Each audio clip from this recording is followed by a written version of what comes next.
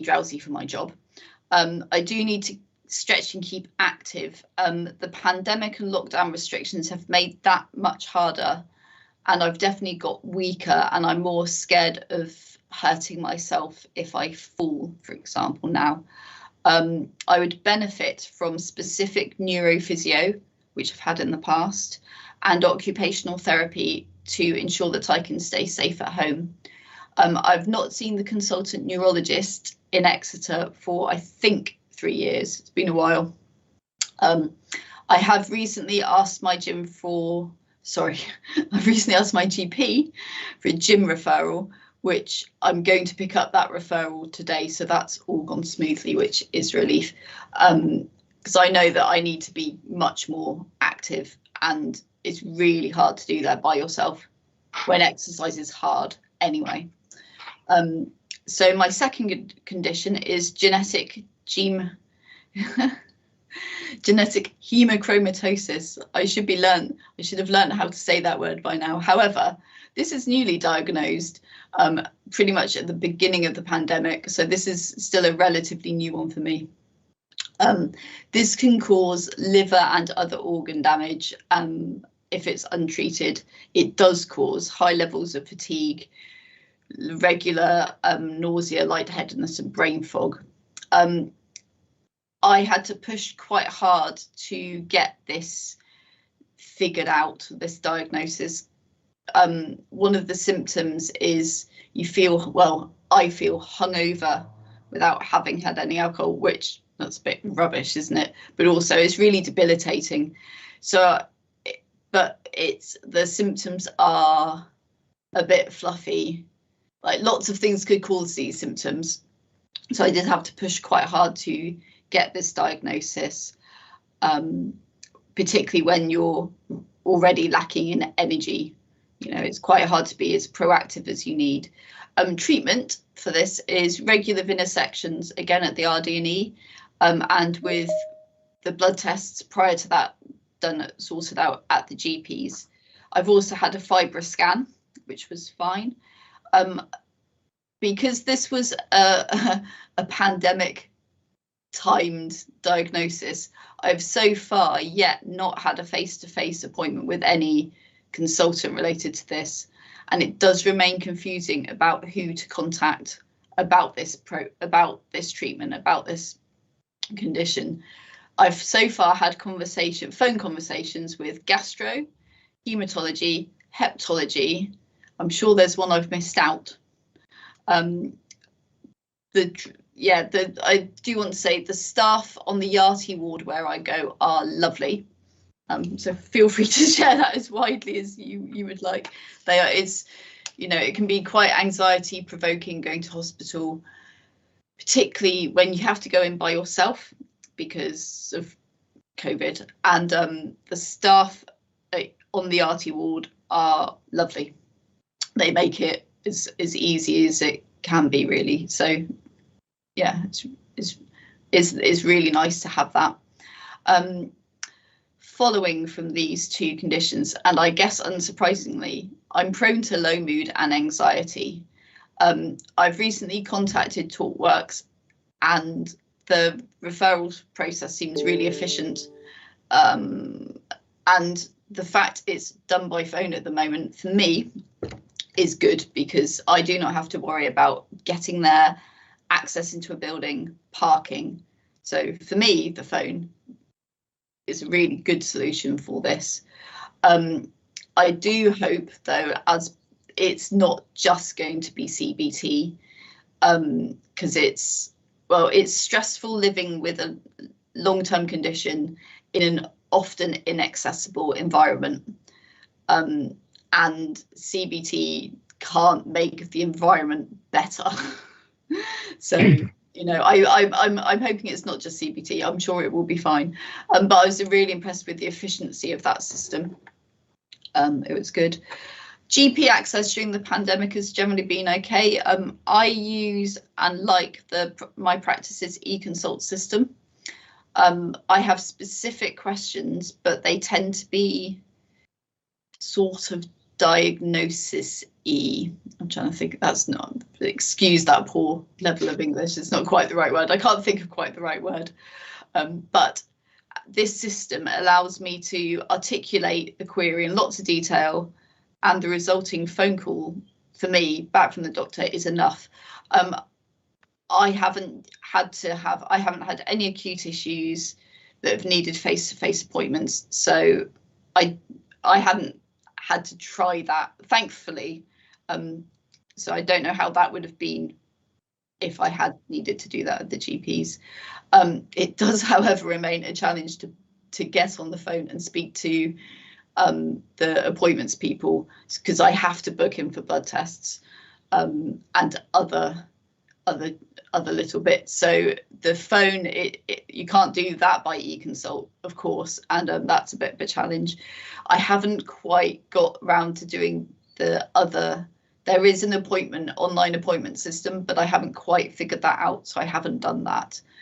It's easier to try and do it over the phone, but you do have to wait for a long time on the phone. I'm concerned. So as I said earlier, I think I would benefit from further OT or physio, and I don't know how to do it. I don't know if I need to do it through my GP, and I'm assuming I would. I haven't yet, but also the thought of what the waiting lists might be for that input puts me off a bit. I know they're going to be really busy because of COVID and having not been able to see people face to face, and because my stuff isn't, I'm going to quotation mark it, urgent as such, I might be still towards the bottom of those waiting lists. So yeah, the thought of waiting lists is a bit putting me off for those. For more COVID related stuff, so the vaccination process for me was relatively simple. I was invited to have both at the surgery, which was good. I got in there a bit early because I get the free flu jab. I'm glad I didn't have to attend the vaccine centres, as these aren't always accessible. I'm glad I didn't have to drive and wait, etc. I am still really anxious about catching COVID. This Delta variant is scary for me. I've already got 2 fatiguing conditions. I don't need a third. And I wish that people were still mask wearing, social distancing more. Freedom Day for me hasn't felt very freeing. And I know that for a lot of people as well. For those who feel vulnerable, I didn't have to shield, but I wasn't that far off having to shield. I didn't, but I'm still feeling vulnerable by the impact of what other people aren't doing. You do not know how safe other people are, which again is hard to, doesn't help one's anxiety. That but the vaccination process was good. I've booked in my flu jab. I think I've got that next week. I haven't personally, my surgery hasn't yet told me about booster jabs, so I don't know if that's, well, one, if it's sorted yet, or 2, I don't know if I will be entitled to one because of my age, because I think booster jabs were for the over 50 somethings, but also I get the free flu jab. So anyway, so that message isn't very clear yet, and I'm sure it's still being figured out, but I don't know if I'm yet entitled to a booster jab as such. I also find the lateral flows test really hard to do correctly. It's hard for me to stand for a long time, and it's awkward to do them by yourself when you can't really stand very easy and look in a mirror. So I don't do those as much as I should because I find them hard to do. I'm not the only ones who would find lateral flows hard to do. So for lots of different reasons, but I do try and do them, but they're not easy to do. I wish there was an easier version, an easier way of doing those things. So that's sort of my conditions, and just to sort of summarize. So yeah, long-term conditions require a lot of mental and physical energy to manage them. And unless you are very proactive, it can feel a bit that you're forgotten. It could be hard to know who best to speak to regarding issues. And between all the different NHS departments I have to interact with, and so examples are neuro, the vivisections, the wheelchair people, possibly the physios. That I always forget one. But yeah, so for example, I think I'm due my new wheelchair soon. I'm just waiting. Again, it's not broken, so it's fine for the moment, but it's really hard to stay on top of everyone and all the departments you might need to be in touch with, or making sure that you're getting what you are needing from them. It also seems that, and I guess it's a bit unsurprising, but they don't really seem to talk to one another. So you as a patient have to really be on top of what you need and who to speak to, and keep quite clear records of that, which when you're tired and brain foggy, that's quite hard to do as well. Just quickly, so my real life job, and I've been working with Darren for a while on these, but in my real life job, I'm an engagement lead. So I work for an organisation called Living Options, Devon, and my role is to speak to hard to reach, vulnerable groups about their, part of my role is being to speak to vulnerable, hard to reach groups about their experiences of COVID. So these hard to reach groups are disabled people, BAME groups, LGBTI, assorted, it's the protected characteristic groups. And I've done quite a series now. I think we've done, I think we've done the 6th version of how has this time been for you? So it's direct service user input. And I'm just going to give a very quick summary of those, because I think it's useful. So a lot of communication is inaccessible for lots of different reasons. For example, not everywhere has got alternative languages. Not everywhere has got easy read information. The reliance on digital. So I like digital. I'm good at it. I've got the kit. I've got 2 screens. Digital for me is easy, and I'm confident in it. For a lot of people, that's not going to be the case, and they will struggle. Either they might not have the actual equipment. They may struggle.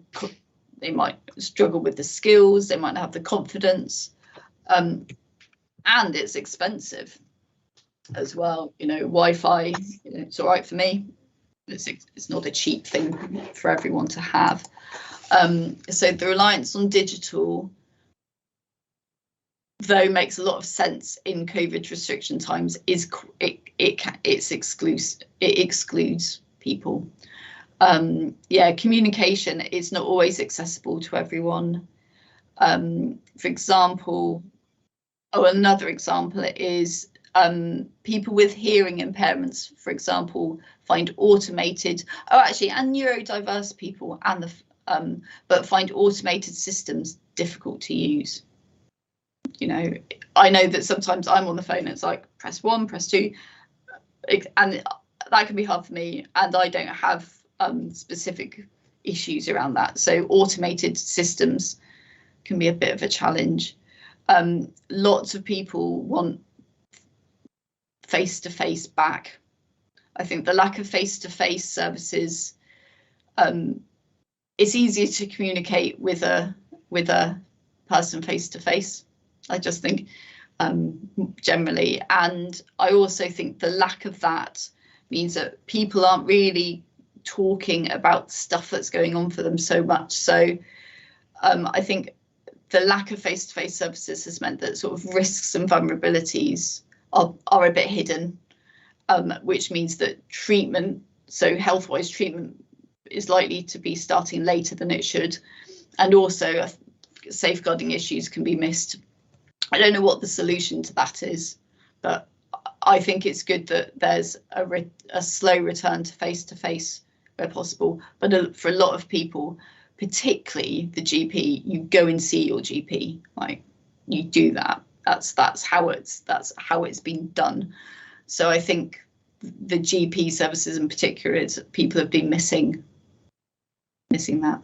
And I was going to say, so just travelling around, thankfully, I'm just going to say parking at the RD&E. So I'm grateful that it's there. I'm grateful that, you know, I get the treatment is easy, but getting to the RD&E and parking at the RD&E, unsurprisingly, is a challenge. And I don't know that this group can make that better, but my mum takes me, which I don't really like, because, as I said right at the beginning, I'm horribly independent. But I wouldn't be able to, if I was to go there by myself and try and find a parking space in time, I would go into every single appointment there stressed, because it's stressful trying to find a parking space. So again, I just thought I would. That's my final thing. Generally, it's all right. If you could sort out parking at the RD&E, it would be a miracle. But yeah, that's me done. So thank you for listening, and I'd be happy to answer any questions.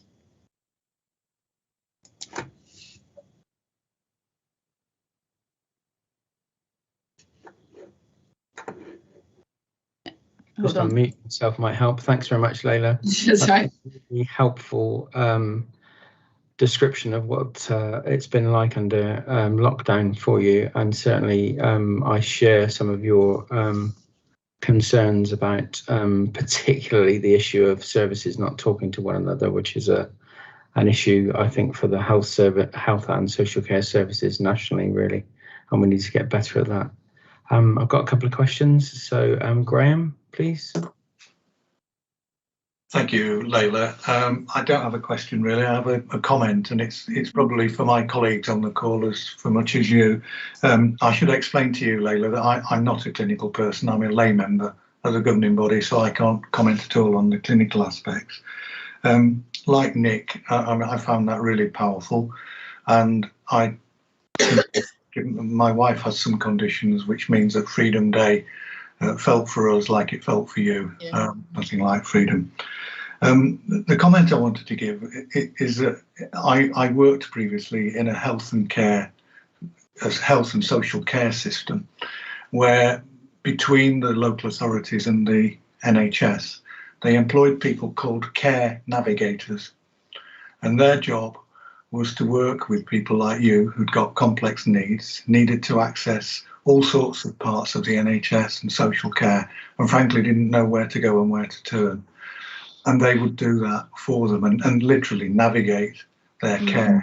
And these were not, again, clinical people. They're just people who were able to help people like yourself access services. And I just throw that out to colleagues. There must be a way of helping you and many people like you navigate the care you need. And the last point from me, you explained how good you are at digital, and yet for some reason that doesn't enable you to book blood tests online. Someone ought to be able to sort that for you. Well, it might. E-consult ought to work, didn't it, for booking blood tests for you? And again, I stress this. No, thank you. It's partly that because I'm busy with work, yeah. I need to. You need to speak to someone to get the right appointment. Yes. So that is simpler to do it without the online stuff. But yeah, no, I will. I'll figure it out. Well, thank you. That was really powerful. Thank you. Thanks, Graham. I've got Gaynor and then Matt, please. Yeah, hi Layla, I'm Gaynor. No surprises to the rest of the board that I'm going to support everything you say. I'm a non-executive director for allied health professionals, so they're OTs and physios, and I'm an OT myself. So I've made some notes as you were talking, and just, you know, you are articulate, you're coherent, you've got good communication skills, and you are still finding the navigation difficult. I mean, I was listening to your conditions, the people that you have to contact, and I'm sure I've missed some out, but there's probably at least 10 specialists that you are trying to contact. And the fact that you've got anxiety about not going onto a waiting list is something I want the board to hear, because if we can't get Layla at the beginning and prevent her going on to the urgent where she's seen quicker, is a real worry. So, you know, we need to be seeing Layla quicker than she is, just to prevent her going onto the urgents. You already said that you haven't seen your consultant for 3 years, and you obviously keep yourself well in some, you know, in terms of activity and your work, but I'm sure, you know, I would like to think that it's down to those therapists as well that are keeping you out of hospital. So again, we've got to look at this. We've got to support people like Layla accessing services to prevent them going into acute hospitals. And really what I was going to say is exactly like what Graham's just raised, is I'm sure if Layla had a single point person, a care manager, somebody that could access the system, and I know what it's like, Layla, is that you're going to have to contact NHS to get into one avenue, and then you're going to have to contact the local authority, Devon County Council, to get into another avenue. You've got to contact primary care, so your GP services, to go down another avenue. You know, and you need one person to help you go through those pathways. So thank you so much for coming and raising this to everybody. Thanks, Gaynor. Matt, and then we'll probably need to close there. Matt, please. Thanks, Layla, for giving us that, you know, your insights and your experience today. I'm a full-time GP, and so it's fantastic to get the other side of it. So your reflections on e-consults, really helpful. The one about digital systems as well, being difficult. We're looking at the moment at our phone system and being aware of how challenging that can be for users.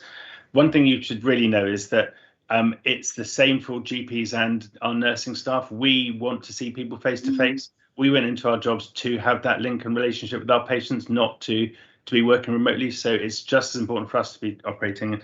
And that's coming from a practice that kept the doors open all the way through, and we're seeing people face to face throughout the whole pandemic.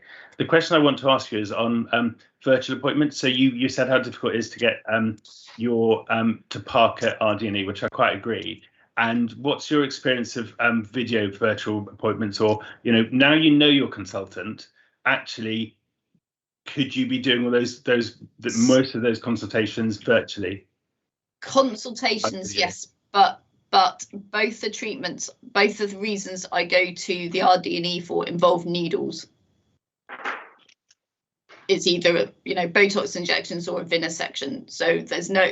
I would love it if those could be done virtually. But sadly, no. So for everything else, like non-face-to-face is all right. It's different. It's just with the hemochromatosis, it's hard for me to know which bit of the hospital holds me. I think it's gastro, but actually I've had least to do with them, and that's just confusing. So I haven't actually had a video consultation. I've only had phone ones. But that's, you know, that's fine by me. I haven't really had anything to show that's needed, like the visual video, the element. But yeah, I am really only going to the RD&E for treatment that has to be done at a hospital site. Yeah. Okay, thanks, Matt. And I've got Joe Terrell, please. Yeah, thanks, Nick, and thank you, Layla, for coming in and just sort of talking about your experiences, really. So I'm Joe Turl, I'm the Director of Commissioning for Out of Hospital Services. So it talks about a lot of what you've covered in the different services that you interact with.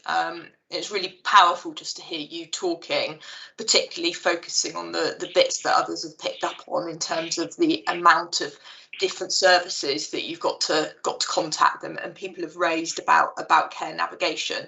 So we've got, at the moment, we've got very different arrangements in very different parts of Devon. So we've got some parts where that works really well in terms of that sort of care navigation, but it's not systematic. It doesn't work for everybody all of the time across Devon. So one of the things that we're doing at the moment is developing and the board won't have seen this yet, but developing that home first strategy, which is very much about how we support people at home, how we enhance those community services, enhance people to help support, get the right care and navigate into the right place. So that was one of the things that we're developing as that piece of work. So I think hearing your reflections, Layla, is really helpful. And I think knowing that you've got a link into Darren, I think you'll be a really helpful person potentially to work with if you'd be willing to do that. Of course, yeah. That would be fantastic. Thank you. Okay, that's great. Thanks, Joe. That was a really helpful suggestion. Nick, sorry. Okay, just go on. Yeah, I just wanted to ask Joe, will that cover the Home First service? Will that cover long-term conditions as well? Yeah, absolutely. So it's supposed to be, it's a high-level strategy, Gaynor, that is supposed to be about how we keep people at home, and able to support themselves in the community as much as they can, but also link in with those services as much as possible closer to home. So it's all the things that we've talked about historically. I think what we've probably not done as well as we could in the past is we've been very condition specific. And, you know, we do a piece of work and we very much focus on certain conditions. So we'll look at the diabetes pathway, we'll look at a pathway around neurodiversity, for example. What we don't do very well is focus on individuals like Layla, who interact with lots of parts of the system and lots of different conditions. I think that's the bit I think will feel very different about this. We'll be focusing on how we support people with multiple long-term conditions and needing to interact with lots of different parts of the system as well. Okay, thanks very much, everybody. Layla, I'd just like to say again, thank you very much for taking the time to come and talk to us. It's been really interesting to see that the clinicians have got quite consistent views to you about the way that we need to change things. So that's been really, really helpful. Thanks so much for your time. That's all right, no problem. I hope we'll see you again. Yes. Thanks so much. Thank you for listening. Great, thank you. I hope the rest of the meeting goes well. I've got to disappear to another, so you're very welcome to stay for the rest of the meeting if you want to. But I'm about to go to a meeting where we're planning on how to induct new members of Devon County Council into the world of equality. I'm going to need more coffee. I think you probably are. Need more than coffee. So, yeah. So thank you, everyone. Take care. Bye. Okay, great. Thanks so much. Bye. So we've got a number of apologies this morning. So Simon Kerr, Penny Harris is attending to support the LTP item on the private agenda. David Greenwell, but Matt is deputising for David, and Sarah Lees is deputising for Ruth Farrell. And we've also got apologies from James Woolridge and I think from Judy Hagen. So we don't have any questions from the public unless one's come in very, very late. Is that right, Nikki? No questions? No questions. I haven't received any notification there's been any questions, Nick. Okay, that's great. So does anyone have any new declarations of interest to make for this meeting? No? Okay, great. That takes us on then to the minutes of the July meeting. So I'll just go through page by page for both matters of accuracy and matters arising. Page 1, 2,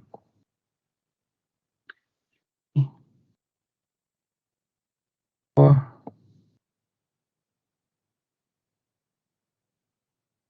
6, 7, 8,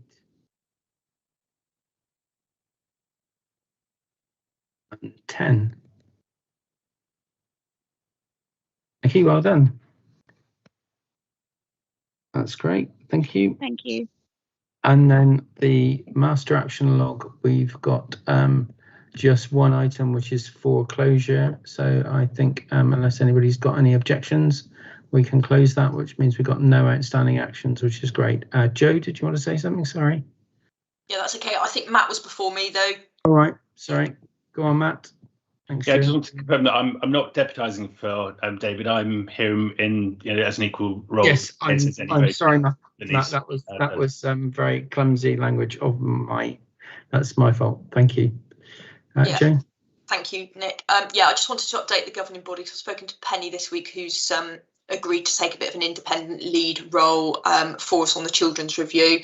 So Penny is at the moment, as you'll know, she'll be coming later today. She's leading on the long-term plan still at the moment. So we have had to postpone the deadline on the piece of work around children. So I don't think it will actually come to governing body until January now. But I do just want to assure the board that the team are very heavily working on gathering the information, the intelligence behind that, and where we've got some areas where we really feel we need to prioritise as a system, particularly around some of the waiting lists for children's services at the moment. We are actively progressing those areas at the moment. So just wanted to assure people that that work is very much in hand, but the actual report back to the governing body will be delayed. Okay, thank you, Joe. Okay, so that takes us on to the clinical chairs report. Paul, please.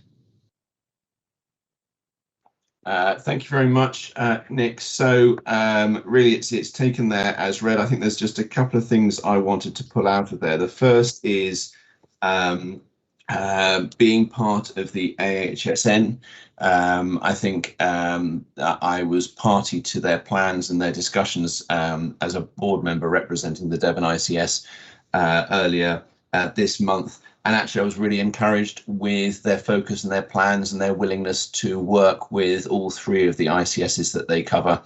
And I think actually I'm very optimistic about the ongoing relationship and the way we can work with them to make sure that we embed all the skills that they have and the connections they have around getting our sort of improvement and implementation and innovation elements of our system in place. So that will be an ongoing relationship, ongoing work with them, but that feels very positive. And then the other bit that I think is really positive is NHS England having published their guidance on clinical and professional leadership.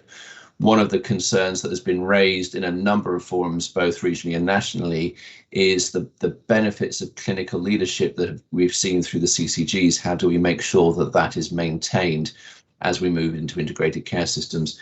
And I think this guidance is a really helpful way, not only to maintain what we've got, but to strengthen and diversify it. So I think that's really welcomed. And the key thing for us, and I'm working with a number of colleagues, is to make sure that we apply those principles at all levels of our ICS, sort of at system, place and neighbourhood. And so we're currently drafting that to make sure that we're in line with that guidance, but happy to take any questions. Okay, thanks, Paul. Any questions for Paul? No? In which case we'll move on to the accountable officer's report. I think Glynis had her hand up. Oh, did she? Oh, sorry, Glynis. Yes, go on. Thanks, Yeah, very sorry, Chair, but I had my hand up before in relation to the matters arising, and I think it must have gone down by mistake. I just wanted to point out that we've been waiting an awful long time for this review of children's services, and I'm not very comfortable waiting till January. I really think we need to have it at board level as a priority, because the waiting lists, although there's an action plan for things like autism and speech and language therapy, are not improving. So I think that item certainly shouldn't be closed. Okay, we can keep the item open. Joe, do you want to respond to this? Yeah, I completely recognise what you're saying, Glynis, and if we had any other choice, as I said, we wouldn't be postponing the overall report. But I think, I know I said this, but the work is actively going on in the team, and hopefully you'll know we've got extra capacity in the team now. So actually a lot of the detailed work is happening underneath that. We've also re-stood up the kind of contract recovery meetings as well, so they happen on a monthly basis now, with exec attendance as well, and escalation through to chief exec. And we are seeing some, these things always take time, don't they, to come through to fruition, but we actually are seeing improvements on the autism waiting list now, and we're about to I hope we're about to start seeing some improvements as well in terms of speech and language as well. So I'm really happy to do an update report. That might be something that will help in the interim. Okay, thank you, Joe. Is that sufficient for you, Glynis? Yes, it would be good to have an update report. Yeah, I think we're getting an update of the quality committee this month, but it would also be good, I think, for the board to have an update. Okay, thanks. We'll take that on board. Susie, please. Thank you, Nick. I just wanted to flag that I think there may be a general point across our system about the priority we're giving to children and young people. Exactly the same thing is going to happen next week at the Partnership Board, where a report was meant to be coming from the Directors of Children's Services to the September meeting. That was then cancelled, so you would think it would come to the October meeting. The message I got yesterday was that they want to postpone that now till December. I just think there might be something general going on that we need to address about the priority and importance we attach to younger people. Right, okay, thank you, Susie. Joe, can you comment on that, please? So yeah, I absolutely hear and understand what Susie's saying. Obviously, can't comment on the report that the children's directors are doing. I'm not involved in that. What I would say is I think it's really important through the long-term plan process, and what we have done is we've really made a focus on children's and young people's within that. So I do think we've made big strides, and in fact we've put extra additional resource beyond the resource we've already brought into the team to do that. So through the long-term plan, what you will see, I think, are a really good set of outcomes which we're hoping to achieve around children's. We've also established the Children's Partnership Board as well, being chaired by Michelle Thomas, and we've got commitment from each of the local authorities as well to attending that. So I think it feels like it's improving, but I do understand, we need to continue that and need to continue making it a priority. Okay, thanks, Joe. Jane. Accountable officer, or the fact I had my hand up? I took my hand down. I took my hand down because, in fact, Joe actually answered it perfectly, so she covered everything that I was going to say. And Alison, you had your hand up but took it down again. Is that okay? Yes, I was going to say the same thing as Glynis about an interim report, so okay. That's fine. All right, great, thanks. Right, come back to Jane then for the accountable officer's report. Thanks. Okay, thank you, Chair. So again, quite a lot in the report, so I'm not going to go through it line by line. And I know certainly in relation to the integrated care system development and transition, that was obviously covered in the development session. I think that was last week. Just to say, in relation to the ICS chair appointment process, which is a national process, my understanding is that from Elizabeth's meeting this morning with the regional leads is that the earliest that we will have any information about that will be the end of October, because I think they want to, but they are managing it as across the patch, across the sort of the patch, and they need Secretary of State sign off, so hence why there's a delay in that respect. The other thing I just wanted to pick up was, I suppose it relates to Item 5, which is in relation to improving standards and outcomes. And again, colleagues will know Devon as an ICS system are level 4 in the new system oversight recovery framework. And as part of that, we then enter the recovery support programme, which in fact is very much around the recovery support. And at the moment, we are working with the regional and national team about what that looks like. So we have some extra resource in terms of financial strategy. So Bill Gregory has joined us, and also in relation to transformation and improvement. And Alison Williams, who has been working also in the UHP patch, it has joined us as well. We start our first kick-off meeting on Monday, and as part of that, we will also be looking to see what the programme that we need to put in place to help us work and co-produce our exit criteria by the end of October, but actually also where else or what other resources we might need to support us in that. So we'll certainly keep you posted in that. Just the other thing to say, I suppose, just picking up more generally in terms of planning for this next phase as we move seamlessly from one wave into probably the next, which will be obviously incorporating winter. I think we recognise that we've actually got to really do some different things in the space of urgent and emergency care. So we have a summit next Friday. We're looking with all of our partners about what are the strategic approaches that we need to take, which is different. But I suppose on a separate but very same approach, we are very cognizant of the fact that we have staff who've been working incredibly hard and undertaking a lot of duties to support the pandemic response over the last 18 months to 2 years. And going into this next phase, we have to do something quite differently. So again, picking up the points about the challenges to address some of our strategic planning and ensuring we've got I suppose we are fulfilling, but also managing to address some of those perhaps long-standing pieces of work. The reality is we will need to continue to support the pandemic response and winter as it goes forward, but we can't just keep asking staff to do that as we are currently. So we are doing some work behind the scenes to co-create something that is more about how we address staff's resilience and ability for us all really to work through this next phase.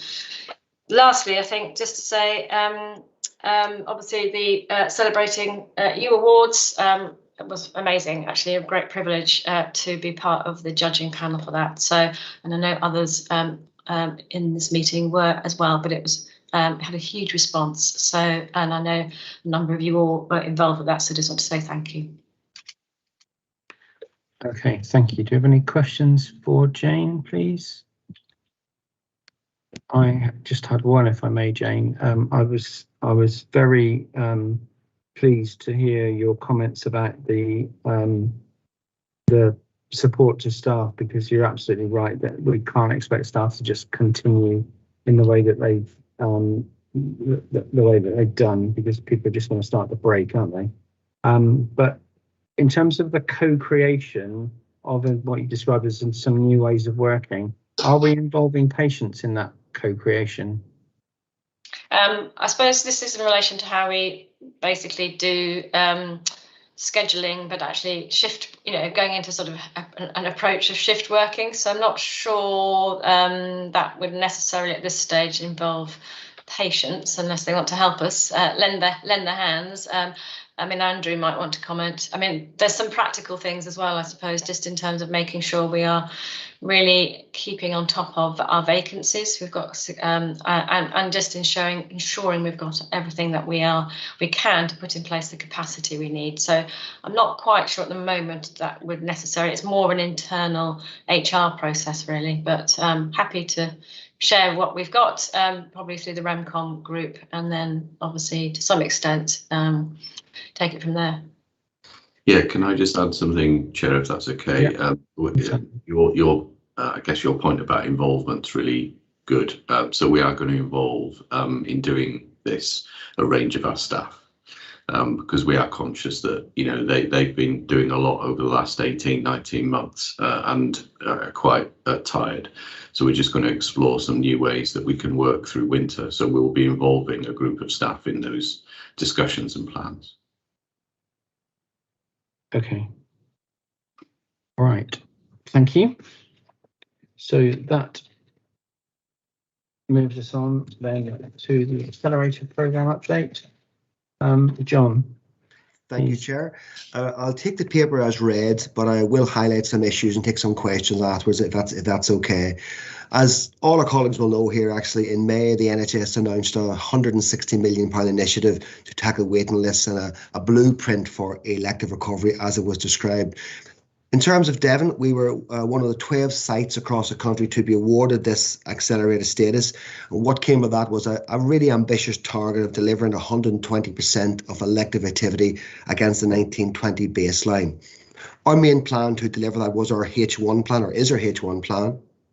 So essentially business as usual in terms of our focus to deliver these targets, along with the fantastic opportunity around the elective recovery fund to increase activity. So as part of this programme, the Devon system was awarded 11.3 million for 2 capital bids, one for the Nightingale Exeter and one for University Hospital Plymouth. Now these bids, although the accelerator was a short-term piece of work, actually our ambitions were to use these 2 capital bids to provide a longer-term approach, a more sustainable recovery, as well as being wonderful opportunity as test beds for testive changes across the county. The Devon system has been really energised by our success of this, being part of this accelerator system, because as you'll all know, it's vitally important that we do tackle our waiting lists and develop a blueprint for recovery post-pandemic. In terms of the governance processes put in place, we set up a goal command, which was the Devon Accelerator Oversight Group, right at the start of this programme. This had chief operating officers from the 4 acute trusts, senior representation from each of the 2 capital bids, an independent clinician for the CCG, and other colleagues, including those from NHSE who needed to attend. I've described in the paper in terms of a presentation of that governance. I think it's important to recognise that this did feed into our Plan Care Programme Board, which is overall accountability for the elective care programme across the county. The 2 capital bids, one for Nightingale and one for UHP, had their own governance in place, actually, which enabled these schemes to work at pace. Our business as usual approach, which is primarily if the CCG has its own governance through the ICS Surgery Restoration Group, its Demand Management Group, and its Outpatient Transformation Group. We set up a silver command at the end of June. One of the important things around transformational change is to be able to impact quickly when the data is showing you that you're not in the right direction or you're on the right direction. And this was to on a weekly basis to be able to put mediating actions into place where we were off plan. So what we plan to achieve around this? The overall accelerator target finished in terms of H1 at 110% of 1920 activity. Initially in our first input in terms of 3rd of June, it was 102, but really good response from all the trusts at that time. Actually, we got that up to 110%. And in terms of the tables in the paper, it shows how we intended to move from 91.6% of 1920 baseline to 110% by June. By the end of July. Now we don't have the July accelerator performance information, which is based on SUS, which is the secondary use of services, so basically acute data. But as a result of the 3rd wave of COVID and ongoing urgent care pressures, we won't make that target. In terms of reporting requirements, these were quite heavy, quite rightly based on the level of capital investment that we received. We had regular data and written reports to be submitted to NHSE as part of this programme. In terms of H2, the Target Investment Fund, which has just been announced, will follow the same reporting process as Accelerator. So we're very well placed to input into that. In terms of the main outputs of the programme, so in terms of the capital bids, so this is Nightingale Hospital and University Plymouth, the combined capital bids came to 11.3 million. The total cost of the programme was 12.4 million, 5.5 for UHP, 6.9 for the Nightingale. That left a capital gap of 1.1 million, which has been agreed to be provided by and within our system capital. Also important to remember that although outside of the Accelerator programme, further capital and revenue funding of 7.5 million has also been secured as part of the Community Diagnostic Hub National Programme, which is inputted into the Nightingale scheme. We were in a very strong position to receive that capital and revenue, the fact that we had a system asset in the Nightingale.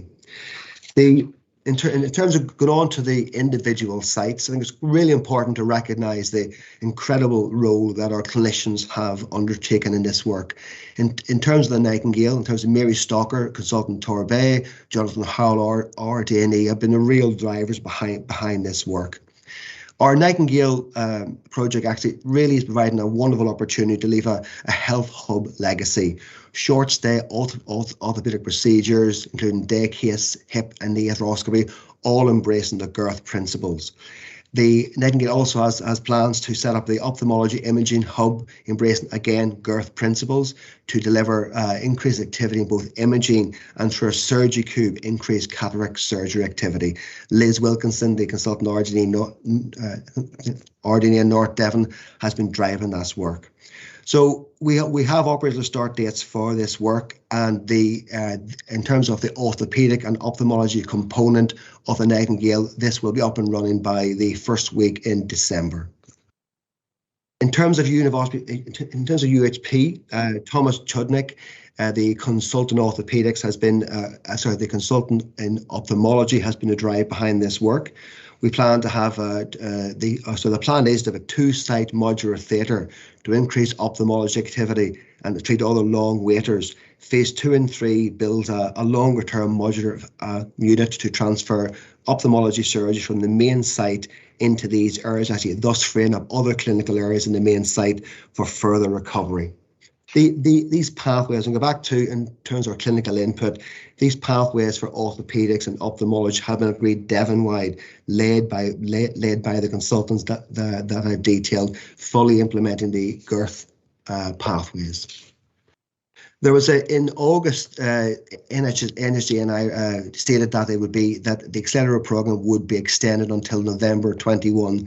This was for a number of reasons, mainly being that feedback from the Accelerator sites had been that the schemes were in the early part actually, and the current impact of emergency pressures and third wave COVID had created a significant challenge in the delivery of these plans actually, thus the extension to the end of November.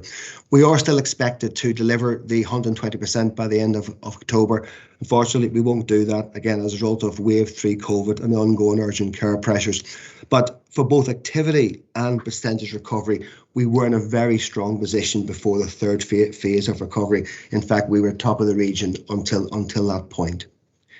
In terms of next steps, the Royal Eye Infirmary will be built in operation by the end of March. And as I said, the Nightingale will see its first orthopaedic patients in the first week of December. Recruitment is underway for both schemes, actually, with a joint recruitment campaign, particularly in ophthalmology. So what's been the key learning? I'll not read these all out basically, but I said pathway work has been absolutely key to this, particularly the embracing of the girth pathways. Also the importance of joint up recruitment, not something we have seen a whole lot of over the years, but I said we've had one single process for ophthalmology here. I think probably most importantly, the change in culture that I certainly have witnessed during the pandemic is that our clinicians have largely stopped working at place in these areas, actually really started working as a Devon-wide system. This has been a real step change, has helped drive the development of the 2 accelerator capital sites. So Liz Wilkinson, Mary Stalker, John Howell, Thomas Chudwick, absolutely exemplar in terms of the clinical leadership that we have shown. I think also in terms of with these clinical leaders, they haven't just been involved in gaining consensus on a pathway or gaining consensus of a project we want to undertake, but they've remained fully involved right from the start to implementation. And that has been probably the biggest piece of learning of this accelerator. So down to the point in which those consultants have been involved in the layout of the operating theatres, how patients will flow through those in a way I certainly haven't seen before. Also, they have visited other systems, other hospitals across the country to bring back best practice, so our clinicians can be as creative as possible. Okay, thank you. And again, on a personal note, I have to say that this piece of work has been one of the most exciting that I've worked on. And I think it really does provide a fantastic blueprint for ICS working going forward. Thank you. Happy to take any questions. Thanks very much, John. As always, it's been a really exciting whistle through what you're up to. I'll take questions from Glynis, then Matt, then John Walmsley, please. Glynis? Yeah, hi, John. I think it is really exciting. I think the last piece that you focused on, the learning, is probably the most important. And the how of that, we really need to understand the how of that, how that change in practice, that change of culture happened, and embed that into the way the ICS works. So really important that we don't lose that, I think. Yeah. So listen, that to me, this is the most exciting part. I won't name the consultant, but in terms of one particularly who we requested join the ICS about a year ago to lead in one of these areas. I'm sure she was quite reticent in terms of what that would mean, but her feedback has been in terms of how she's been supported and to deliver her and her clinical colleagues' ambitions in terms of how these pathways can be implemented really is fantastic.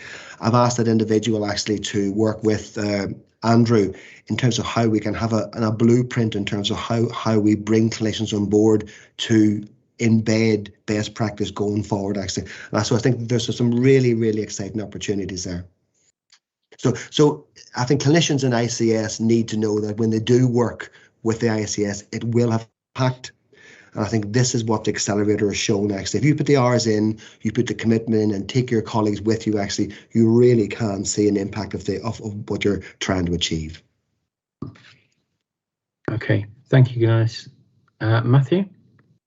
So thanks, John, for the that really exciting and high, it just feels energized, the report you gave, and I really support the work you've been doing. I've got a couple of questions, first about the workforce and secondly about patients. So the workforce one is, at very high level, you've got high buy-in from all 4 areas, which is fantastic. It's how you then translate that to the more local clinicians and the nursing staff, who will have to have a significant change in their working rota, their life, where they actually commute from, those sort of things. So it's quite an impact on them. So how we make sure that we're doing the right sort of support for the clinicians who are going to have to change their role. But the second thing is, have we looked at how much patients are going to be willing to move to, we know that patients are very, very parochial, and how can we support them as much as possible to use the services that especially the Nightingale is going to provide, because for a lot of people it'll be a long way from where they live. So potentially we could be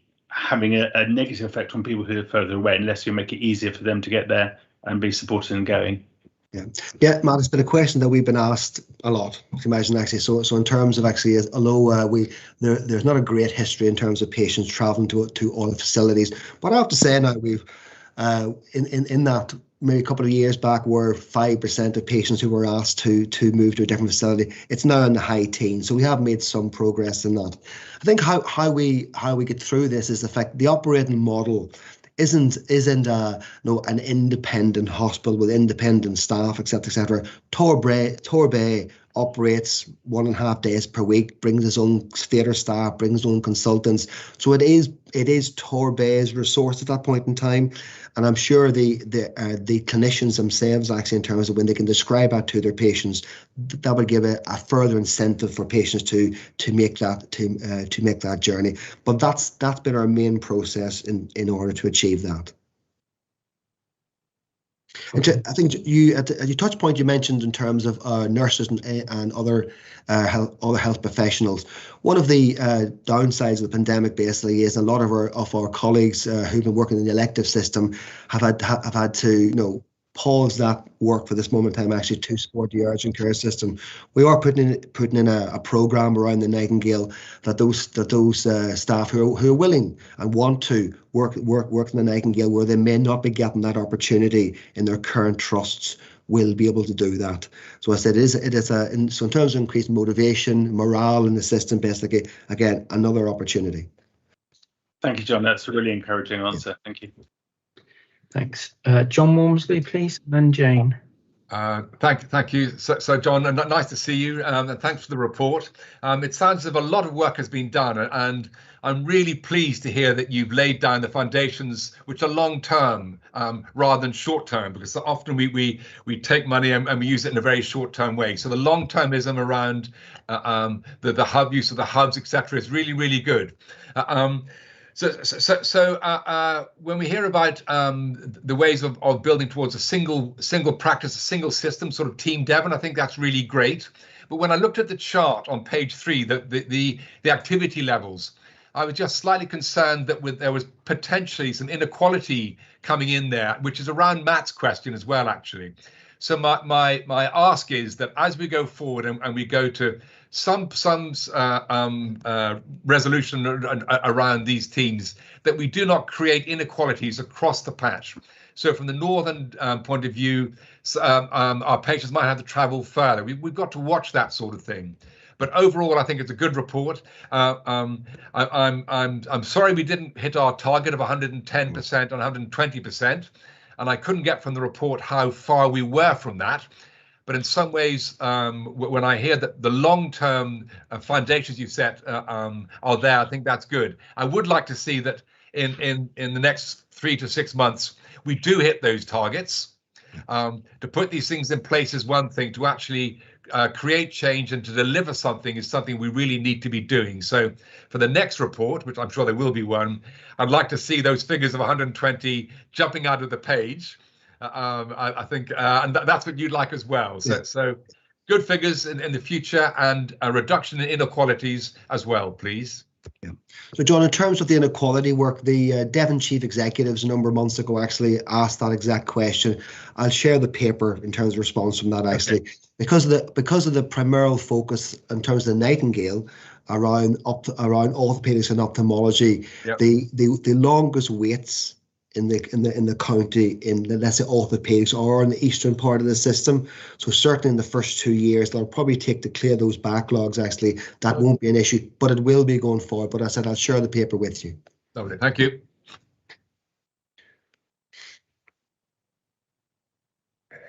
Jane, please. Just very briefly then to say there's quite a big piece of work starting to happen across the Southwest region on this, because I think Nightingale will only be part of the picture, won't it, really? And then the other thing to say is, not for now, but perhaps for an OD session, we really need to, well, Andrew, I know, is already thinking on this, but a very different conversation with our patients and staff as well, actually, because the backlogs and the waiting lists are eye-watering, aren't they? And to some extent, we're going to have to do something, and we're going to need help from people to sort of manage that. So I think that's definitely another item for another time. It's a very sobering thought, Jane. Nick Kennedy, please. Thank you. Just to build on a couple of points there. One, John, around the inequalities, there is obviously other work going on around protected electric capacity work in the future, which was definitely addressing that. And secondly, just in terms of the performance, getting to the 120%, I can't guarantee anything, but one of the important things that being done at the Nightingale is making sure that the staff there are really bought into the pathway working and the way the sort of cutting edge, efficient girth related pathway stuff that we've learned from around the country. And we really want to just get people in who can actually deliver that and really do that really well. And if we can do that, then we probably stand a very good chance of delivering. What we don't want to do is get people in who either can't do it or won't do it, and then we run into problems. So that we're very focused on that as well. Yeah, that's a very strong point there. Thank you. Charlotte, please. Thanks. John, is there any learning from the other accelerator sites around the country? Absolutely, Charlotte. So that is a really active part of the current work, actually. I think probably the biggest piece of learning across the entirety of the accelerator was our ambitions need to be a bit more realistic in terms of how quickly big projects like this can be set up. So that's probably number one. Even the byproduct of COVID and Brexit around building materials has had an impact that you would never even have considered that. Also, some in terms of the outpatient work, some of the high flow, high street work, which we haven't really been able to have been embarked in Exeter. Really, really important, actually. The public would love to receive a lot more of their care on the high street, particularly outpatients, actually. That's something we need to embrace. I think the clinical leadership bit hasn't come across just as much in terms of the other accelerator sites, and certainly which we're part of that shared learning across England. We've got a session tomorrow with most of England. Now, what we're bringing to that table in terms of what we provide is that importance of really good, well-supported clinical leadership as a catalyst for transformational change. Thanks, John. Okay. Thanks, everyone. Right, I suggest we take a 5-minute break now. So could everybody be back by just after 22, please? Okay, great. Thank you.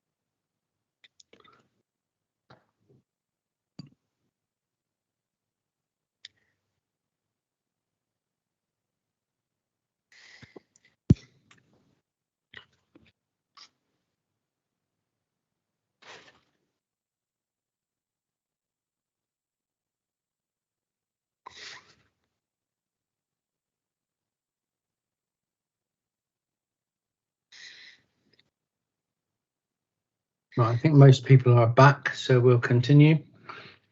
Taking us on to the finance report, please, John Dow. Thanks, John. Thank you, Nick. The report included in the pack is a fairly routine report of our financial position for the first 5 months of 21-22 financial year. I'll take the report as read, but just bring a couple of things to attention for context. Governing body will recall that since the onset of the pandemic, the way in which the health service has been funded and the way in which we're required to manage and report financial performance has been on sort of blocks of 6 months. So we're currently in the first half, what is referred to as H1 of 21-22. And this is the, as I say, the first 5 months of that 6-month period.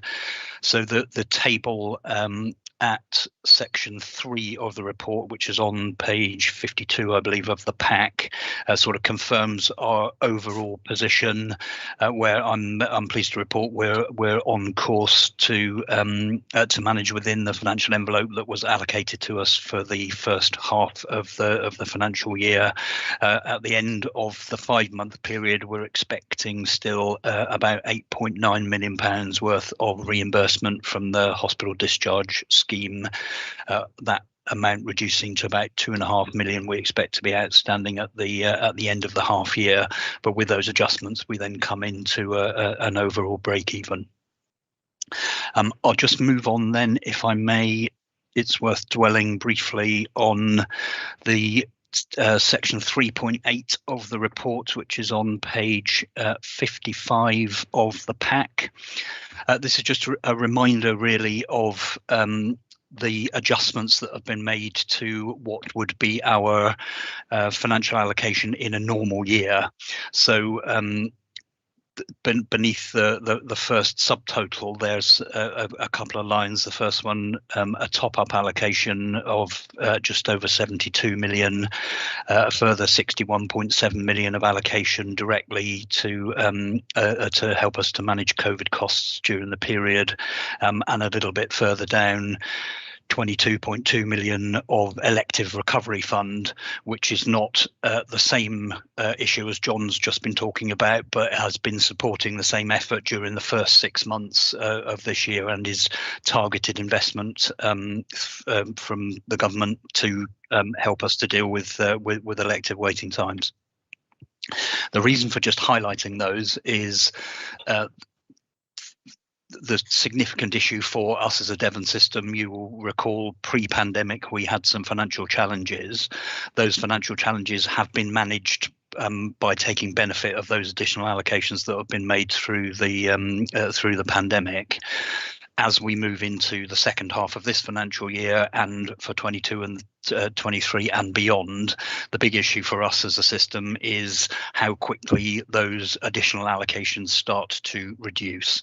So the recent announcements about additional funding for the NHS would give us a little bit more confidence about what the rate of reduction will be for that.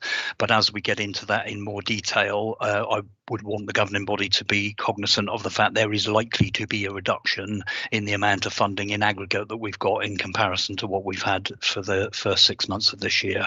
And we will be bringing a report on the plan for the second half of this year to the next governing body meeting. That's probably all I need to bring to attention, Chair, but very happy to take any questions.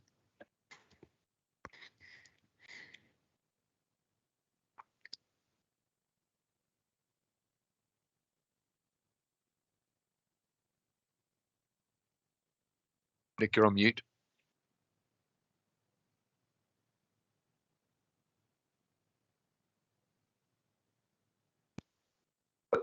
Have we lost Nick?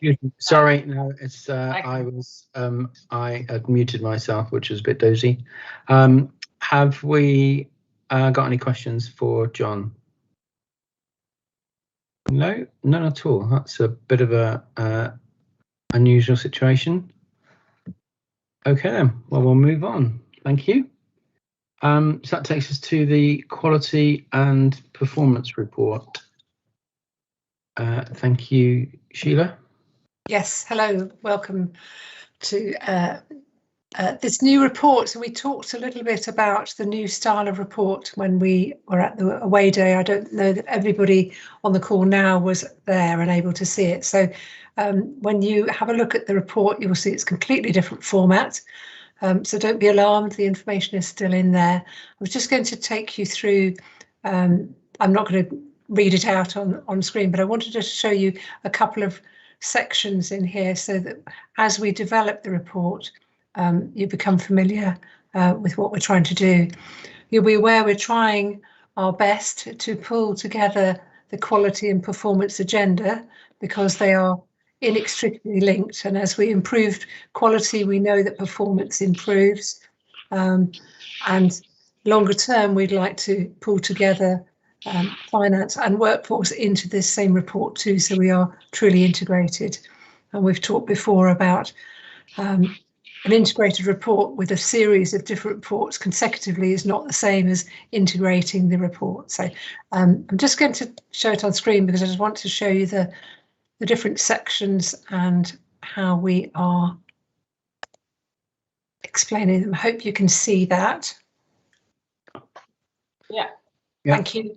So there's an executive summary which pulls out the highlighted sections. We've already talked a bit about planned care, and definitely the focus now nationally is on support that systems need to provide in order to get the providers back into a position where they can increase their approach to planned care. There is significant weight applied to this now in the conversations with regional colleagues and with national colleagues. You know that we have been under significant pressure over the summer on our urgent care, and it's only very recently, in fact, even in the past few days, that things have slightly eased. And when I say slightly eased, the numbers for patients with COVID who are in hospital has reduced and is incrementally reducing over time, which is helping to ease some of the pressure. However, you know, you've had a report from Dave Spencer, who came to talk to you previously about the COVID forecasting. We're not completely out of the woods, as we know. And so, although there are a number of beds that are allocated to COVID patients that are now currently empty, there is a nervousness, understandably, from providers of releasing those back into the overall bed pool, while we just wait a little bit longer to see where COVID is taking us. But it's good to see a slightly less pressured system. So planned care, we know, we've already rehearsed this through the conversations earlier and in the Accountable Officers report in terms of the pressure on the elective capacity, and the national focus is on patients waiting 104 weeks in particular, and those waiting for cancer treatment. So again, as I say, it's all in there. In terms of urgent care, Jane's spoken already about the Urgent Care Summit, which we are planning for the end of next week, working with all our providers, social and health, to look at some key areas of focus that we can use in order to pull some levers within the system to try and create some capacity. In particular, increasing validation for 111, focusing in on primary care and where we can support access, the ambulatory dispositions within hospitals so that ambulance crews and others navigating where to send their patient know how to do so without having to go through ED as the one front door, which is currently the case for some patients, and in some parts of the county, that's a greater risk. And then discharge, and we've talked before about discharge and how complex it is. There are a number of, within all the localities, there are schemes going on to improve our discharge and create more capacity. However, it's very limited in terms of its ability to impact on the overall numbers that we are trying to address here. So we've had an increase in numbers, we have an increase in patients who are delayed in all the trusts, and that's acute and community and mental health. In order to address that, we've been increasing our focus with urgent care.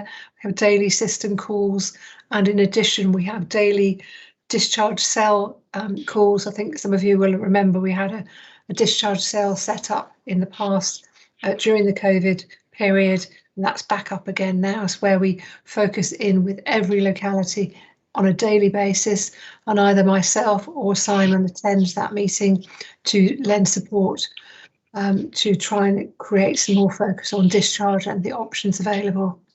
In addition, we are putting in place a discharge workshop for next week, which will be addressing this in more detail with provider colleagues to see what else we can help them with.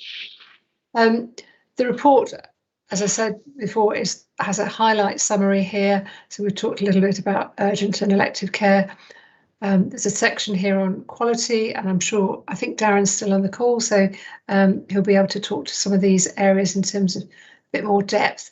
I just want to, before I move to Darren though, just going to scroll down so that you can see what the intention is to have the highlight reports initially, and then a bit more detail that you can go into on outcomes. We've put the outcomes a little bit higher than some of the other performance data because it actually allows us to home in on what are the outcomes we're all trying to aim for, and then what are the metrics. And this slide's a very busy one, but you'll see there are a number of up arrows and down arrows and different colours on the chart, and that helps us home in on where the quality perhaps is going off in an area, helps us delve in. And there may well be, the intention is, as we integrate the report more, we will see that if a quality angle in a particular area is going off, we can see the correlation back in the performance. And then further down, the performance data with, again, the detail that you would normally expect to see in the other report. Be really interested to get some feedback when we get to questions on this in terms of does this help you understand the data better, and whether or not we have some other things that you'd like to see included. The problem with an integrated report is it's only as good as the last person who wanted something extra in it. And one of the things that we find with these kinds of reports is we keep adding in more and more information, and it becomes really busy. So I was going to stop there and see if Darren would like to join in on the quality sections. Yeah, thanks, Sheila. Thanks, Governing Body. And I think, yeah, obviously just mirroring what Sheila said in terms of, I think that there is still a lot to do in terms of how we present the data, but it feels like we are now in a position where we've got the data in one place. So it'll be good to get the feedback and next steps. I think probably the only thing just really to draw the Governing Body's attention to, in addition to what you've already said, Sheila, in terms of the pressures that we're seeing across the system, is that, yeah, absolutely direct correlation with this. We're seeing, the impact on patient experience, particularly around access, continues to increase. So we're seeing increased activity between our patient advice liaison and complaint services. So I think that is absolute direct correlation. Is we're seeing that the quality, we are seeing harm in particular areas, although good processes in terms of safety netting and safeguarding that. Obviously, clearly the impact on patient experience due to long waits, both in terms of the urgent and elective care pathways, is not without its challenges and not going unnoticed. That said, we have seen a reduction in our serious incidents and our overall elements. So what we're seeing is that our number of incidents reported across the county, across the providers, remains in a good position. So we see a good culture of incident reporting, but actually the level of harm is reducing. So ultimately that again is positive in terms of safety systems, but seeing those SIs completely investigated and seeing good learning from those particular areas. And equally linked to your comment, Sheila, is that our community continuing healthcare teams are seeing continued high complexity and demand, which I think again is linked to the large number of individuals that are within our hospitals that are either green to go or have got a right to reside. So in terms of the challenges there, and those are the areas that we need to focus on in terms of discharge, and good re-ablement services, good intermediate care to help in terms of our pathways both at the front door through the hospital and aid effective discharge. And I think the only last thing I'd like to say is, as you've already said, Sheila, that we're seeing reductions in our COVID impact within our hospitals. That said, outbreaks still remain very high. So the impact, particularly on primary care, is not insignificant in terms of the outbreaks that we're seeing. And obviously, I think that is a pattern that we need to be really aware of, that we will see through the autumn into the winter. And obviously that's not just with COVID. We are expecting high incidence of flu and things this winter. So so the infection control impacts are as important this year, if not more important. But we're seeing that as a significant impact on our patient journeys across the system. That's probably all I want to say before we open to questions, Sheila. Yes, it was just one other thing I was going to add in there in terms of the impact on workforce. We've already talked a couple of times already this morning about how pressure is impacting on all our staff and impacting on all our provider staff too. So we have seen one of the consequences of the pressure is that our staff resilience is reduced, and we know that there's been an impact of COVID on staff and staff having to isolate. That has meant that those staff that are left behind have greater pressure on them, and it's a cyclical issue. And once we get to a situation where we can integrate the performance report with the workforce numbers, I think we would actually see a direct correlation on the pressure in the system and on the workforce metrics too. So it's felt right across the system at all levels, at all bandings right the way through. So it's not insignificant what people are facing, but also those who are managing those staff have a big role to play here to keep everybody safe and well. Just stop sharing to make it easier to see people.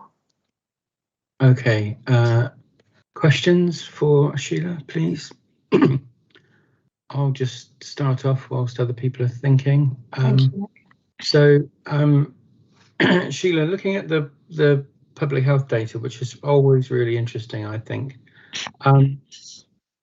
is there a route that you can pull out key bits of learning from this? So, as an example, the number that leapt out to me was, I'd love to know some more about what are Torbay doing that they're managing to get 80% of people with a mental health problem in work, whereas nationally we're only achieving that for 40% of people. So where we've got massive outliers like that, we should be I think they should be coming through automatically into the executive summary, so that we've got a comment on what are we learning from it when it's going well, things like this, or what are we doing about it if it's something going badly.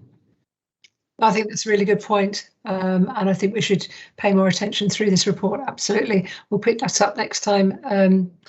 It would be helpful, I think, if we had some themes to go out here, so that because there'll be a different one each time, won't there, and so on. But we can certainly pick out some highlights of areas of interest, if that would help.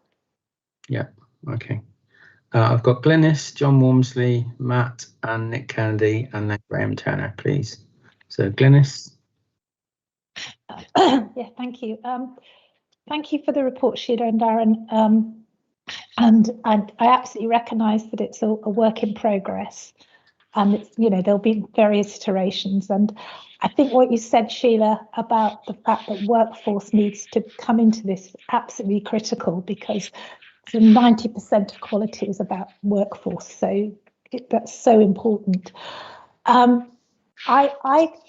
wonder about the section on quality, because it seems to focus almost entirely on pitch reports and complaints, and I know that Darren's team over the last year or two have been doing a huge amount of work on trying to get a more rounded picture of patient experience beyond simply complaints and pitch reports. And so how can we bring that into the report to give it some life? Because otherwise it comes across as a bit sort of fairly sanguine, I think, in terms of quality, which I know we're not, because we know that there are significant issues there. Do you want to come in on that one, yes, Sheila? Please, So I absolutely agree with you, Glynis. I think at the moment, the presentation is very much numerical, and obviously that lends itself to almost the counting of pitch reports and SIs, which we know is actually a very two-dimensional view of particularly the patient experience side of this. So again, I think going forward, this is about how we get the balance between the qualitative and the quantitative, and actually how they triangulate against. And I think your challenge, Nick, I think is another area that we can absolutely focus in. So actually, if we do almost a rotational cycle of almost like not deep dives, but in terms of a focus, so that we can truly triangulate what the patient experience is telling us, both in the narrative and in the numbers, against those particular metrics. And I think that will give us a much better granularity, because I think the other element is on the face of it, we could see some really good performance in particular areas, but actually if the patient experience of that good performance is not good, then actually the quality, so I think again it's that is the real magic of an integrated performance report, is not to be fooled by the numbers, and actually be able to have a read across of, we are assured that this is good performance, that's of a high quality, the patients are experiencing well, and our workforce is sustainable, and financially then that helps us from a system as well. I thought that was a great answer, Darren. Thank you. John Walmsley, Matt Fox, Nick Kennedy, then Graham, please. Okay, thanks, Chair. Just two things. It's a great report, Sheila, and it's developing. Can I ask, when there's a 0 in the chart, does that mean naught, or does it mean there's no data? So I'm looking at MRSA and C. difficile, which we know have been a big challenge in the past. It's 0 right across. So I can't believe we've had no MRSA and no C. difficile and no E. coli. So I'm in some of the columns, and I've assumed it's because we don't have the data. And I'm wondering if that is the case, then could we have that as a dash rather than a 0? So that's the first question. The second question was the daily reporting. So how useful is daily reporting in managing the system? I'm aware that a lot of staff are working really hard trying to collate daily reports. They have to ring all the providers. They have to not harass them, but actually sometimes getting that data from a really busy provider is difficult. Are those reports acted on? Are they useful, or are we creating an industry in reporting here which makes us look like we're doing a lot, but we're not doing as much as we could be doing? Oh wow, John, that's a question. I'll take the first one. Yes, we can definitely put dashes in. Good point. I hadn't spotted that myself, and you're absolutely right. We need to know if it's not available, it's a dash. Absolutely, we'll put that in. Daily reporting, you're absolutely right. What value does it add? What patient am I helping by having a daily report? You're right.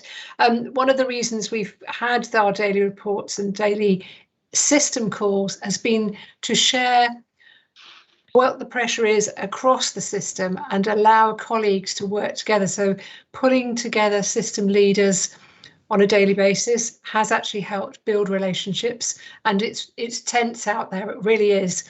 But colleagues are working really well, and it's not just because they have a nice call together. It's to do with sharing that load, understanding the pressure. In particular, bringing in our mental health colleagues on those calls has really helped, because you can see, DPT, for instance, has had at times bed occupancy of 105%. I mean, that shouldn't really be possible, should it? But being able to share that information has meant then other colleagues know actually they're very pressured. There's going to be a longer time lag before they get to see my patients waiting assessment, for instance, in acute. So you're right, but what does it really do? We find that it actually helps to share the load and the pressure, and we understand better. Some of it, though, is also about feeding up the line, creating assurance, and you'll be aware that there are at certain times of the year national directives to increase the focus on this. What we're trying to do is manage that for our system providers. Otherwise, we spend all day reporting up and down the line in different ways, as you're alluding to, and it doesn't make a difference to a patient. So what we have done this week, we've stepped back down to twice a week. We do think a Monday is really helpful in order to understand the weekend position, and a Thursday to plan and prepare for the weekend. That's the call that Simon stepped out to do just now. There is no chance we won't be moving back to daily reporting come November. We've already been told nationally the National Winter Room is stepping up from the end of November. Region are going to try and protect us from the beginning of November to basically manage that themselves without having to have these calls with us every day. It is about assurance, though, that there's a need for some, but you're absolutely right. When you're in a meeting and you're not sure you're making a difference to a patient, you really need to challenge each other. Okay, what are we going to do with this information that makes the difference? So I think that was a really good challenge. I hope I've answered you. Yeah. Okay, thanks. Yep. Okay, Matt. Thank you for this really clever report. The first thing is building on Glynis's point about what it really means. So what does it actually really mean? So we've spoken a little about patient experience and the human cost, but not the financial and social cost of the delays. So, for example, we have X number of people with frailty score of 3 who are waiting more than a year for total knee replacement. Y number of those will end up in permanent care, not living at home. And if we could actually articulate it in that sort of way, that would help us to shape how we manage the services better. The second part is the diagnostic slide is not broken down by trust. And I've got, I'm very aware of working between 2 trusts that availability of service and experience for the user is very different on different trusts. And if we want to actually encourage the best practice in either one, whether there's a way to split that so we can sort of support each trust to work as well as they can. And the final thing is your point on staff is absolutely vital. It's also important to recognise if we are having to cancel operations and have people on long waiting lists, if you're employed as a booking clerk to book people into surgical operations, having to spend your day phoning people up to cancel operations is even harder than if you're just trying to do your clinical day job. So it's recognising that unconsidered harm to our staff as well. But thank you for the. Yes, it's pretty miserable making those calls, actually. Yes, you're right. Okay, thanks, Matt. Nick Kennedy and then Graham. Thank you. Just so a comment, loads and loads of information there. I think highlighting some of the salient points that has been discussed would be very helpful to bring out what you think is important. I don't know whether Matt's point about bringing out individual organisations' performance a bit more is useful or not. It may or may not be. I think that's something to think about. But just some of the information. There's a number of areas where you have numbers without any reference point really to whether it's good or bad. I'm sure that's part of the the development of this to make sure. But on the DPT one particularly, there's a whole lot of numbers which don't really mean anything to you. They don't have any reference. And in fact, the detail just one, the percentage of staff who would recommend the trust as a place to work is 0.7, which is less than 1 in 100. Clearly, you probably mean it's 77%, but that's quite a that's not great. So I'm sure there's a lot of little errors like that, but somebody probably ought to go through that and sort that out. That's really helpful. Thank you very much. Okay, and finally, Graham. Thank you, Nick. As others have said, really welcome the report and the progress being made, but acknowledging that there's still a bit to do on presentation, and I've offered views about that before, so I won't bore you with those again. I was just a bit concerned on the chart, the second page of the chart. There are a few greyed out columns where we're waiting for data or where an indicator has not been defined. And that's particularly true in early years and younger people. And given the conversations we had earlier about the importance of younger people's services, children's services, I'm just seeking some assurance that that's something we're going to be able to put right soon. Yes, I'm pretty certain it will be. I can't answer specifically on those ones, but we will take that back. Absolutely, good challenge. Thank you. Okay, great. If we've got no other questions for Sheila and Darren, we'll move on then to the locality local care partnership report. Plymouth, who's taking this? Sheila? I can do, yes. I meant other Sheila. It says clinical lead, so yes, certainly. So I can present the report. Hope you can all take it as read, and happy to take any questions since we don't have the locality assistant director to present it. Any questions on the Plymouth report? No. Okay. And then West Devon. That's you again, I guess. What I just said. Yeah. Any questions on West Devon? The reports are of necessity. They do tend to overlap quite a lot, and we do try and clarify the difference between the work streams that are happening in the two different places. But there is so much overlap that I think we all tend to sort of veer back towards almost speaking as if it was one system, even though it isn't. So, yeah. Okay. Thank you, Sheila. Oh, Matt. Yeah. Yeah, I noted that that there was monthly meetings with the PCN directors happening in West End and Plymouth, and to support the LCP. And I think that's something that the CCG is supporting across the whole, all 4 areas. Is that correct? Jo, do you want to answer that? Thanks, Sheila. Yeah, thank you, Matt. Thanks for the question. Yeah, so we originally set these up at I think you'll remember at the sort of beginning of the pandemic, we set up kind of weekly sort of operational meetings with each of the organisations really in each local care partnership. And this was before the kind of LCPs kind of took shape really, and they've morphed a little bit. So I think they're all very different in different areas, but they were originally there to be very much a kind of daily, weekly touch point in terms of managing the response to the pandemic. But now they've kind of morphed into the sort of operational sort of rooms of each of the LCPs, is my understanding. So I think they all work slightly differently. But I do think particularly in Plymouth, actually, it's a really good vehicle for partners to get together. So I'd certainly encourage them to continue. Thanks, Jo. Graham.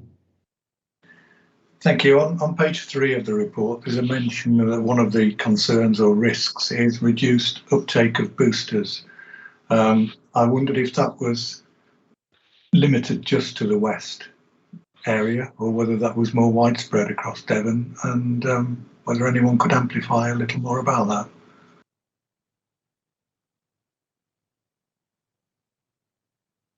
Jo, can you say something about that for Graham? I think probably Darren might be better. Darren, with vaccine cell maybe. So it's on page 3, Darren. The issues of concern and risk talks about reduced uptake of boosters due to limited sign-up from primary care.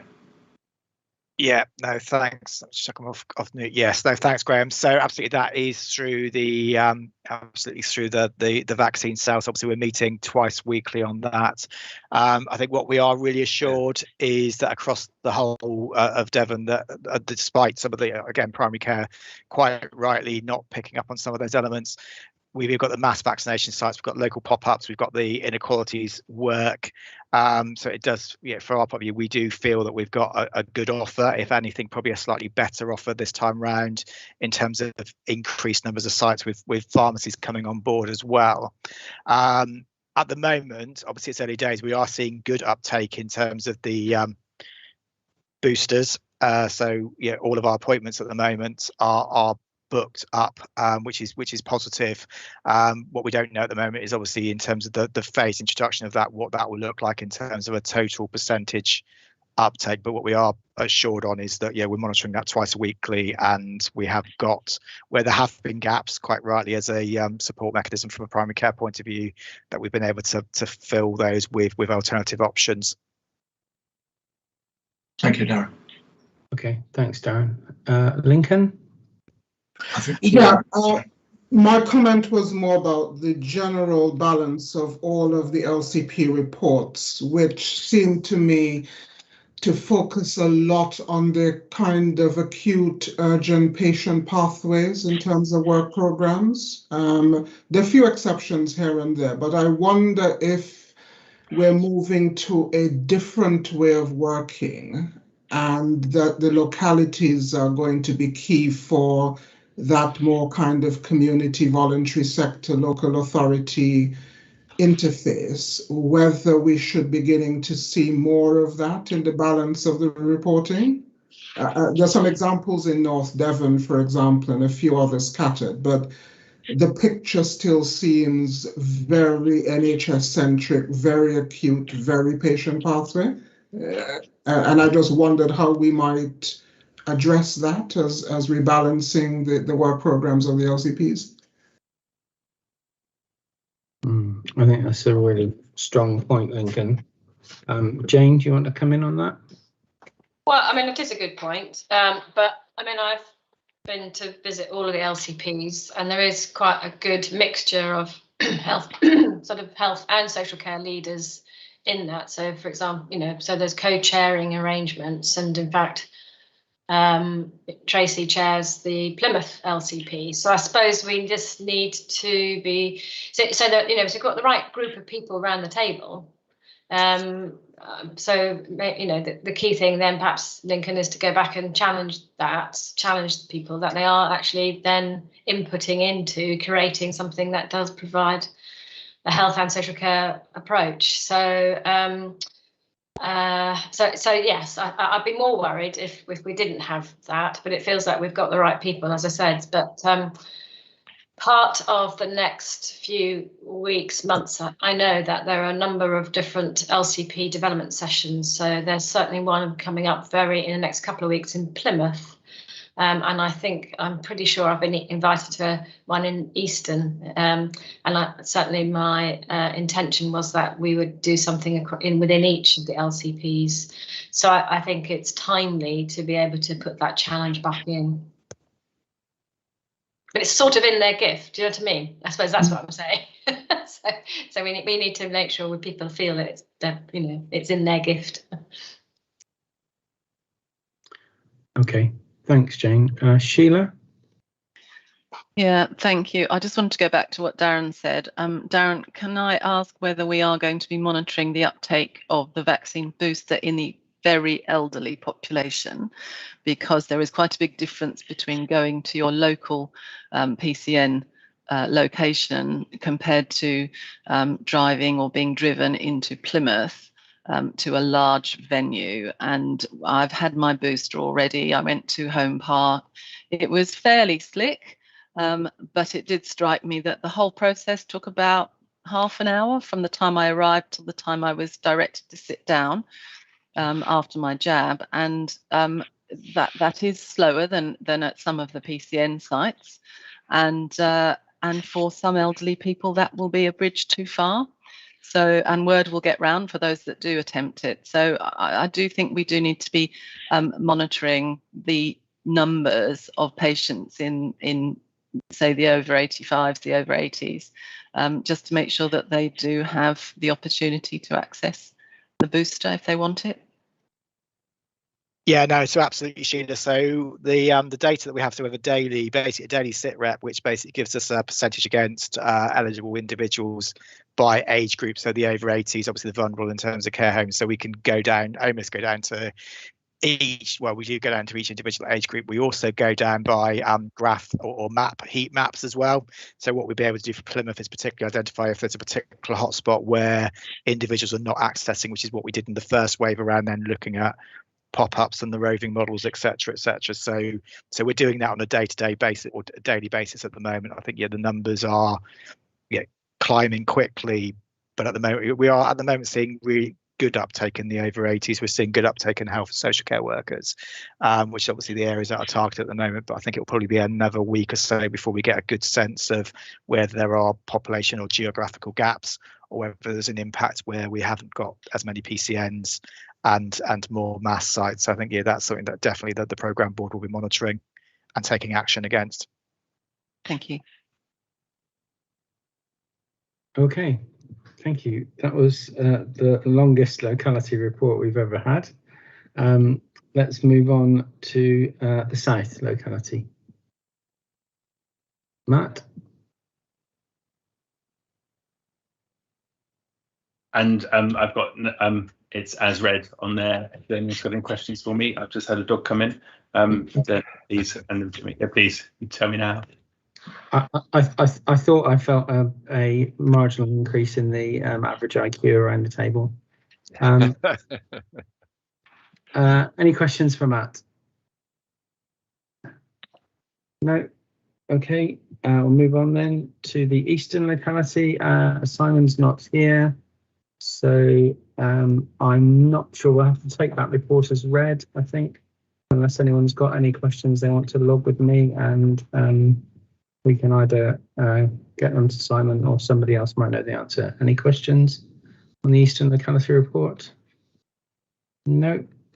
Okay, thank you. And finally, Northern, John.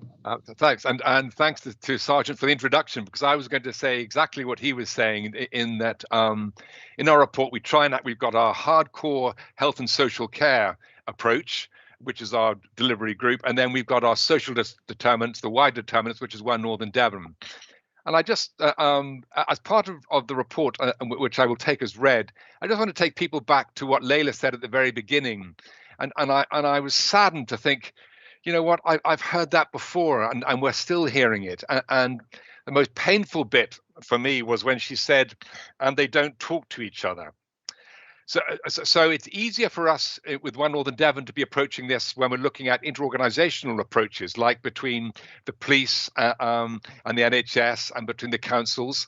And we need to try and develop that same sort of concept within the healthcare arena. So in the One Northern Devon bit, we have our flow coordinators, we've got team around the person, and we've got a community around the person. So we're developing all these approaches, and if we can, and we're now looking at primary care flow, which is where the GPs are being trained up. We're looking at 3 GPs, and we're looking at a new approach to how we try and help patients, because it's a mighty complicated system. And it used to be very easy for a GP to be a flow coordinator for an individual patient, because there wasn't that complicated a system. But now, with multiple services delivered in multiple sites, it's too complicated. So we do need to hear what Layla said, and I wondered whether we shouldn't be taking all of her challenges, listing them, and saying, okay, can we help that? There was good news there around how the system flexes, and this has to be about how the system flexes around individual patients. So I'm just going to put in the chat, refer people to the flow principle from One Northern Devon, and hopefully we can keep this moving forward as a locality and through other LCPs, and something which might be adopted by the system. Because we need to actually have support for this concept if we're going to help our patients find a very complicated system more easily navigatable. So that's what I'm going to say. I'll take it as read, and we'll take any questions. Okay, thanks, John. I've got Sheila and then Graham.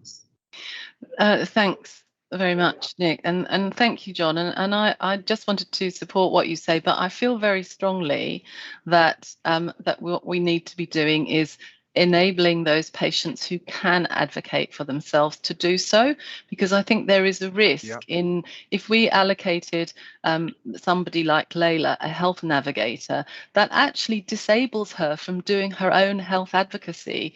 And we need to be helping patients to do that for themselves, rather than saying we will help you to do this. For those patients who are more than capable of doing that, those patients need to be supported to do their own health advocacy. I've said it twice because I think it's really, really important that we do that. And I think that the NHS in some ways inadvertently infantilizes patients and takes the responsibility away from them. And that's wrong. And it actually leads to a load of patients who then are much more dependent than they would ordinarily need to be. Point well made, Sheila. Thanks. I could not support that strongly enough, Sheila. As all of you know, I carry a couple of comorbidities, and sometimes I feel like I'm fighting to maintain my own advocacy against the NHS services that want to take that control away from me. So that's a really well-made point. Thank you. I've got Nick Kennedy and then Lincoln, please.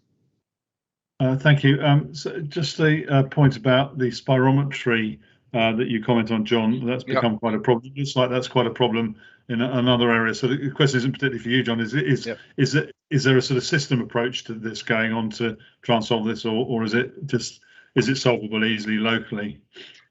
It's the national training requirement that's made this much of a problem. It used to be that we could train up our practice nurses and they could do spirometry. Now it's quite a convoluted system where they've got to get specialized training, get that side of things, which is also quite expensive. But more importantly, it's the time commitment.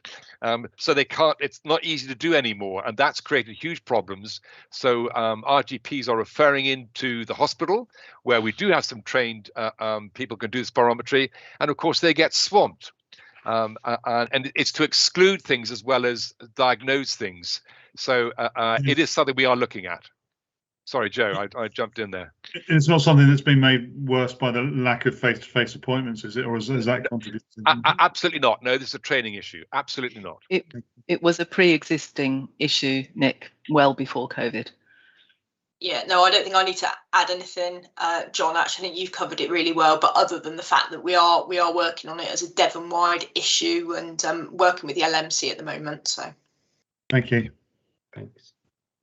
Lincoln, please. Yeah, I just wanted to come back on the comment about advocacy, so that we don't conflate advocacy with what I was hearing from Leila about a strong issue of how the services link up. So if you think about the best commercial, and it's often commercial because they live or die by it, you know, when we are interfacing with services, the services that get our business are the ones that make it easy on us. Yeah. So when you get in, the networking is done by the business, not by us. And I think it's important that, yes, we advocate, and that's pretty important, but we really should take on the challenge as the NHS, that when somebody comes to our front door, it is our responsibility to do the networking behind. Yeah, we cannot continue to accept that somebody needs to be going pillar to post and work out, you know, is it gastro, is it, you know, this has been going on too long. And if we were fully commercial, we would have gone out of business from that point of view. Yeah. So I think we need to be really clear about what we mean when we talk about the NHS, though, Lincoln, because, you know, think about your IT systems. Wouldn't life be so much better if Microsoft, Apple and Google worked together? But they don't, and they never will. They work against each other. And what we've got in the health service is a wide range of independent organisations, and it's not as simple as saying it's one organisation, therefore everybody should be talking to each other, because, you know, there are different organisations that have organisationally different legal duties, leave alone different individual priorities. So you're absolutely right, we should do it, but I don't think we should underestimate the scale of the task. I agree. This has been something we should accept that there are certain things. Sorry, Nick. There are certain things, and there was stuff in her story which was about a single trust, for example. Yeah, and of course we all accept that it is complex and there are interfaces, but I'm talking about those opportunities that stare us in the face. Yeah, that we could crack on and make better. Absolutely right. And if the NHS could stop not doing the things that are smacking us in the face, we'd all be a lot better off, wouldn't we? Matt, please, and then Glynis. A question I was going to ask Leila, but I didn't, was actually she is in the RD&E catchment area, so, and they've got Epic, and I wondered whether actually the way that Epic works would allow her better control of her and links with the consultants and using digital technology much better. So it may be worth going back to her to say, are using it? What's your experience? How do we build on Epic? And that will help us shape the digital solution for the other hospitals that are looking for the future. Yeah, that's a good point, Matt. Okay, Glynis, please. Yes, something that just struck me from this conversation, actually going back to where John started, is that this absolutely isn't just about the NHS, it's about empowering our communities. And there are lots of programmes, and I think in our long-term plan we reference Wigan, for example, where there's been real investment in empowering that community. And I think Plymouth actually has become what's described as a compassionate community, which provides, the community supports individuals as well as the agencies. So I think we need to bring that into the mix. We don't have to do it all. It's not all about the NHS, and it's not all invented here. Yeah.